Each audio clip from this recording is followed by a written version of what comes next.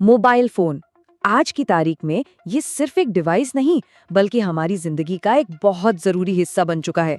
हम इससे बात करते हैं, काम करते हैं, एंटरटेनमेंट के लिए भी इसी का इस्तेमाल करते हैं। पर क्या हमने कभी रुककर सोचा है कि हर सिक्के के हमेशा दो पहलू होते हैं? तो सवाल यही उठता है कि ये फोन हमारे लिए एक वरदान है या फिर एक बड़ी समस्या। देखिए, एक तरफ तो ये हमें पूरी दुनिया से जोड़ता है, लेकिन दूसरी तरफ इसकी लत, इसका हद से ज्यादा इस्तेमाल एक बहुत बड़ी मुसीबत भी बन सकता है। तो चलिए आज इसी पहेली को सुलझाने की कोशिश करते हैं। आज हम सबसे पहले ये समझेंगे कि आखिर हम फोन इतना ज्यादा इस्तेमाल करते ही क्यों हैं।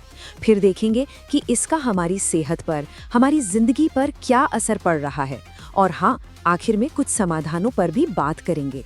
तो चलिए सबसे पहले सवाल से शुरू करते हैं। आखिर इन फोन्स में ऐसा क्या है जो हमें अपनी तरफ खींचता रहता है? मतलब हम चाहकर भी इससे खुद से दूर क्यों नहीं रख पाते? देखिए, इसकी कोई एक वजह नहीं है बल्कि कई हैं। सोशल मीडिया की वो दुनिया जो कभी खत्म ही नहीं होती, ऑनलाइन गेम्स का वो रोमांच, और अब तो काम और पढ़ाई भी ऑनलाइन शिफ्ट हो गई है। ये सारी चीजें मिलकर हमें स्क्रीन से ऐसे चिपका देती हैं कि घंटे कब निकल जाते हैं पता ही नहीं चलता। अब आते हैं सबसे जरूरी मुद्दे पर, हमारी सेहत। क्या ये फोन हमारे शरीर और दिमाग पर भी कोई असर डाल रहा है? चलिए हेल्थ पर पड़ने वाले इसके असर को थोड़ा और गहराई से समझते हैं। और ये असर कोई दूर की बात नहीं है, हम सब इसे रोज महसूस करते हैं। जैसे लंबे समय तक फोन देखने के बाद गर्दन में या कंधों में हल्का दर्द होना। ये छोटी छोटी चीजें ही बड़े शारीरिक असर की शुरुआत होती हैं। तो सबसे पहले बात करते हैं हमारी आंखों की। क्या कभी ऐसा महसूस हुआ है कि लगातार स्क्रीन देखने के बाद आंखों में जलन या एक तरह का खिंचाव हो रहा है?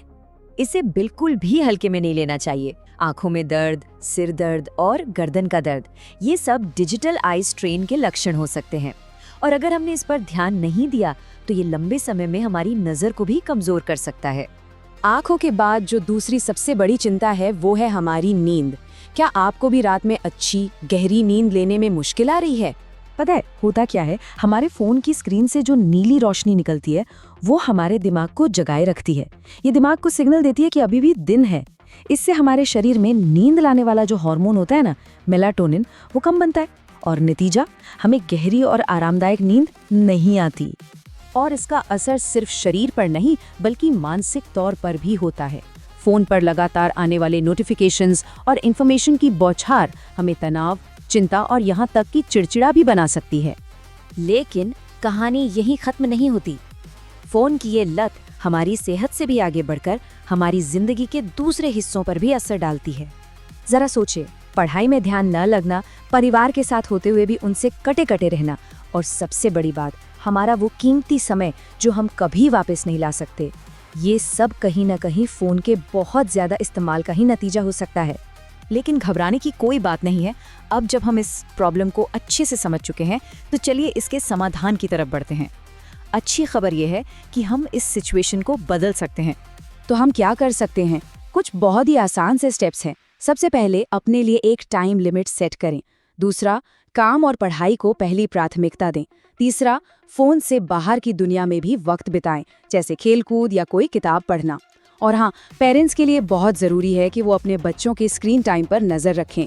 यहाँ एक बात समझनी बहुत ज़रूरी है, हमारा मकसद फ़ोन को ज़िंदगी से पूरी तरह हटाना नहीं है। ये एक बहुत काम की चीज़ है। असली चुनौती है एक हेल्दी बैलेंस बनाने की, जहाँ हम टेक्नोलॉजी का इस्तेमाल करें, न कि टेक्नोलॉजी हमारा इस्तेमाल करे। जैसा कि कहा गया है, समझदारी और संतुलन ही सबसे ज़रूरी है। अगर हम फोन का सही तरीके से इस्तेमाल करें तो यही मोबाइल हमारी तरक्की में एक जबरदस्त मददगार साबित हो सकता है। तो अंत में एक सवाल है जिस पर हम सबको सोचना चाहिए। स्क्रीन पर बिताया गया हमारा समय हमारी जिंदगी को असल में किस दिशा में ले जा रहा है?